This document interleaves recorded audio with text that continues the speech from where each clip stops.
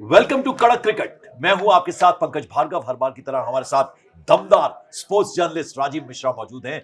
Match preview show लेकर हम हाजिर हैं। 27 तारीख है, बेहद अहम मुकाबला किसके बीच? सनराइजर्स हैदराबाद और लखनऊ सुपर जायंट्स के बीच। दोनों टीमों में फर्क सिर्फ इतना है कि पहला मैच एसआरएच ने जबरदस्त तरीके से हैदराबाद, जहां आज भी मैच होना है, वहां 286 रन का टारगेट रखा था। 44 रन से राजस्थान रॉयल्स को शिकस्त दी, लेकिन लखनऊ सुपर जायंट्स ने दिल्ली से अपना मुकाबला हारा है, तो एक एज है कहीं ना कहीं। लेकिन अगर हम इस टूर्नामेंट की बात करें तो अब तक दोनों ही टीमें 4 अहम मुकाबले खेल चुकी हैं, जिनमें 3 लखनऊ सुपर जायंट्स ने जीते हैं और केवल एक पिछले सीजन में जीती थी। कौन?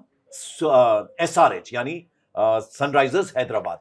तो अगर देखा जाए तो एज फिर लखनऊ सुपर जायंट्स के पास भी है। तो अब देखना होगा कि आज क्या होने वाला है, आज क्या होने वाला है। देखिए पंकज जी, पहला तो ये कि मॉरली लखनऊ सुपर जायंट्स कितनी तैयार है। आपको याद होगा जब पहला मुकाबला वो हारे, बहुत क्लोज कॉन्टेस्ट वो हार गए दिल्ली से, तो उसके बाद क्या कुछ ग्राउंड हुआ था, हम सबने देखा कि कोच को क्लास लगा दी उनके फ्रेंचाइज जो ओनर है संजीव गोयनका जी ने, और ऋषभ पंत मॉरली कितने तैयार होंगे। और क्योंकि देखिए इसमें आपको रिकवरी टाइम बिल्कुल नहीं है, आपके साथ जो मैदान पे हुआ है अगले 24 घंटे में आपको भूल के नेक्स्ट मैच के लिए आपको तैयार होना है।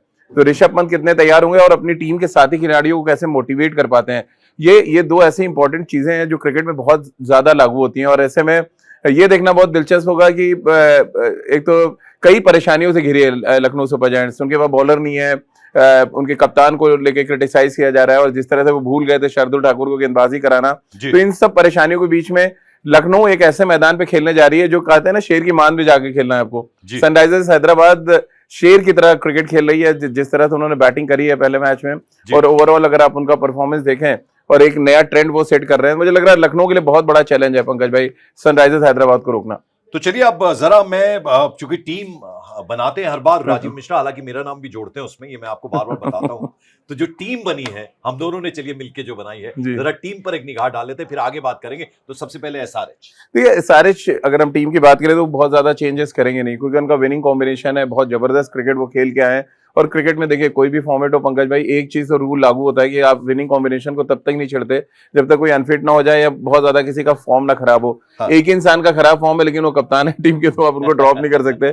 4 ओवर में 60 रन दिए थे पैट कमिंस ने पहले मुकाबले में, तो लेकिन अब क्योंकि कैप्टन है तो आप थोड़ा सा एज दे देंगे, यार चलो आप लीडरशिप क्वालिटी आपकी बहुत अच्छी है, 2024 में आपने टीम को फाइनल तक खिलाया, तो एक थोड़ा सा दे देते हैं। तो चलिए शुरुआत करते हैं शेर से, ट्रेविस हेड से शुरुआत करते हैं। तो बेहतरीन क्रिकेट वो खेलते हैं और इस बार भी उनका जलवा देखने को मिलेगा। तो जरा जो प्लेइंग 11 बने, देखिए मुझे लग रहा है दोनों टीमों के ओपनर्स पे पहले बात कर लेते हैं पंकज भाई, क्योंकि ट्रेविस हेड और अभिषेक शर्मा ओपन करते हैं सनराइजर्स के लिए। उधर अगर आप देखें तो मिचेल मार्श ने बहुत ही जबरदस्त बैटिंग की थी दिल्ली के अगेंस्ट, तो सबकी निगाहें 2 ऑस्ट्रेलियंस पे लगी होंगी। ट्रेविस हेड खेलेंगे सनराइजर्स के लिए और मिचेल मार्श खेलेंगे आपके लखनऊ सुपर जायंट्स के लिए, तो ये एक बड़ा मुकाबला। देन आप नंबर 3 पे अगर आप देखें दोनों टीमों में, तो एक तरफ आएंगे ईशान किशन लेफ्ट हैंडर, दूसरी तरफ है निकोलस पूरन, वो भी लेफ्ट हैंडर, और दोनों छक्का मारने में स्पेशलिस्ट। पिछले मैच में ईशान किशन ने 100 किया है, अगर आपको याद होगा, क्या ताबड़तोड़ बैटिंग की, जिस तरह से सेलिब्रेशन किया वो बहुत कमाल था। और जिस तरह का बैट्समैन उनके पास है, ठीक वैसे ही निकोलस पूरन को अगर आप देखेंगे कभी कभी लगेगा और अकेला राजीव, हमने ये देखा आईपीएल जब से शुरुआत हुई 2008 से इस फ्रेंचाइजी की, तो हमने हमेशा देखा ये जो शुरू हुआ आईपीएल, इसमें हमने हमेशा देखा कि जो शुरुआत में दनादन छक्कों का जो सिलसिला है वो होता है, वही सबसे बड़ी अट्रैक्शन है इसमें। वही अट्रैक्शन। और देखिए वो अट्रैक्शन आपके जो आप हमेशा कहते हैं कि कैरेबियन फ्लेवर लेके पहले आए थे वेस्ट इंडीज के खिलाड़ी, फिर धीरे धीरे सबने उसको अडॉप्ट किया उस चीज को, और आज अगर आप देखें सब अच्छा कोई क्रिकेट खेल रहा है T20 में तो भारतीय बल्लेबाज है।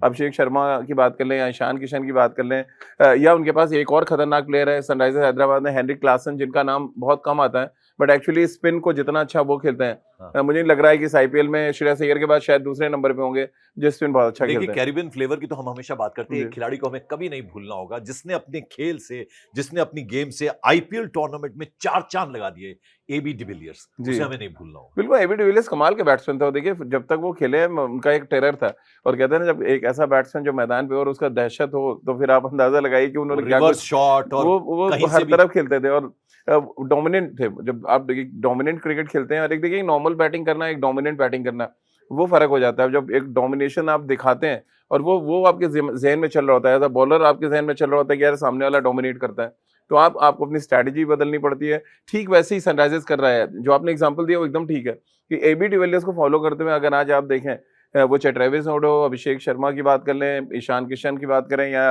क्लासन जैसी बैटिंग करते हैं, सारे डोमिनेटिंग बैट्समैन है और एक ही टीम है। मतलब तो ये देखिए ना कि वो अकेले खेलते थे, ये 4-5 जो बैट्समैन है वो एक टीम है। और जब ऐसी टीम होती है, जब आप सामने आती है जो इतना डोमिनेशन के साथ क्रिकेट खेल रही हो, 5-6 ऐसे बैट्समैन हो जो लगातार बैक टू बैक, मतलब एक आउट करेंगे दूसरा आएगा फिर वैसे ही मारना शुरू कर देगा, देन वो फिर प्रॉब्लम होती है। टाइम ही नहीं। हाँ, सोचने का टाइम तो देखिए हम हमेशा जो हम दोनों चर्चा करते हैं उसमें हम एबी डिविलियर्स कहां से आ गया आप सोचेंगे, एसआरएच और लखनऊ सुपर जायंट्स, वो इसलिए आ गया क्योंकि आईपीएल टूर्नामेंट ही ऐसा है, डांस है, म्यूजिक है, मस्ती है, छक्के हैं और फिर चीयर लीडर्स जो हैं, वो तो कुल मिलाकर वो एंटरटेनमेंट वाला क्रिकेट है। तो इसलिए हम इन खिलाड़ियों का भी जिक्र करना है जिन्होंने 4 चांद लगाए हैं इस क्रिकेट में। तो आप जरा एलएसजी की भी बात कर लें, उनकी टीम, उनके प्लेइंग 11। एलएसजी की सबसे बड़ी प्रॉब्लम है पंकज भाई, उनके पास बॉलर्स नहीं है। उनके जो 4 पेस बॉलर्स उन्होंने इनिशियली सेलेक्ट किए उनमें से एक भी फिट नहीं है। एक अच्छी बात है कि आवेश खान फिट हो गए हैं, तो आवेश खान टीम में आएंगे और मे बी सिद्धार्थ जो खेले थे पहला मैच उनको वो ड्रॉप करेंगे। शार्दुल ने बहुत अच्छी गेंदबाजी की थी, लेकिन अब वो इत्तेफाक कहें या कप्तान भूल गए कि उनके जो लास्ट के 2 ओवर से इस्तेमाल नहीं किए। पहले 2 ओवर में उन्होंने 2 बड़े इंपॉर्टेंट विकेट निकाले थे। तो बॉलिंग को मजबूत करना लखनऊ सुपर जायंट्स की पहली प्रायोरिटी। आपको याद होगा जो उनके लैंस क्लूजनर कोच हैं, उन्होंने भी कहा था कि भैया हम तो बिल्कुल असहाय, हमारे पास ऑप्शन ही नहीं बचा है। 4 के 4 बॉलर हमारे इंजर्ड हो गए, आकाशदीप इंजर्ड हो गए, मोहसिन खान इंजर्ड हो गए। तो ये सारे पेस बॉलर से जो सिलेक्ट किए थे उन्होंने, मयंक यादव इंजर्ड है, तो 3 पेस बॉलर आपके ऑलरेडी इंजर्ड है। एक स्क्वाड में से 4 के 4 पेस बॉलर इंजर्ड हो जाए, आप खिलाएंगे किसको? तो वो तो इन्होंने इंपोर्ट किया फटाफट शार्दुल ठाकुर को। आवेश खान अब किस्मत अच्छी है कि वो फिट हो गए, तो नेचुरली उनके प्रीमियम फास्ट बॉलर हैं, 76 विकेट हैं उनके नाम पे, तो वो खेलेंगे और उनके वो सबसे मेन बॉलर है।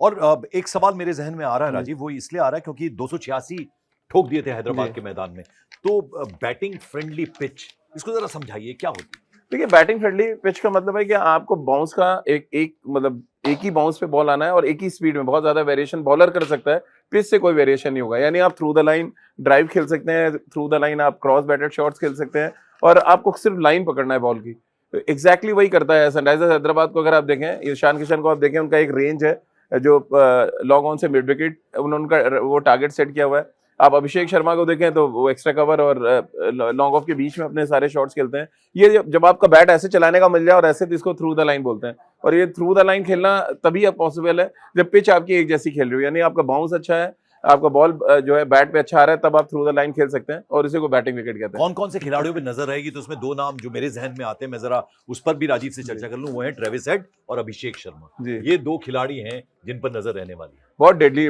कॉम्बिनेशन है। और पिछले 2024 में जिस तरह की बैटिंग पंकज भाई करी है उन्होंने, तो मतलब वो एक तरह से कहा जाए टेरर कहते हैं ना, टेरर था जब वो दोनों आते थे मैदान पे और बल्ला घुमाते हुए जब आते हैं ना, लगता है सिर्फ मार रहे हैं और कोई काम है नहीं उनके पास। तो एक नाम और आप जोड़ दीजिए उसमें, ईशान किशन का। बिल्कुल। अब देखिए, मेरे और आपके बीच में एक अलग सी जंग हम शुरू करते हैं। मेरा दिल पंजाब के साथ था जी, तो मेरी सुन ली और पंजाब जीत गए बिल्कुल। तो आज बताइए एज किसके पास?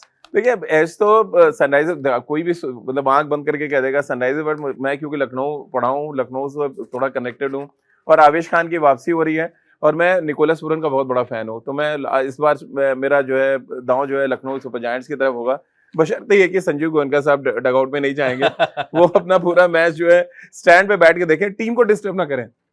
अगर आप टीम को डिस्टर्ब करेंगे तो फिर आप मैच जीतने की सोच नहीं सकते। तो देखिए, हार और जीत तो इस गेम का सिलसिला है, कोई जीतेगा कोई हारेगा, लेकिन शानदार क्रिकेट हमें देखने को मिलता है। वो आज शाम 7:30 बजे भी देखने को मिलेगा। तो 2 टीमें आपस में भिड़ेंगी, लखनऊ सुपर जायंट्स और सनराइजर्स हैदराबाद। दिलचस्प होने वाला है मुकाबला। हम दोनों आपसे इजाजत ले रहे हैं। Thank you so much.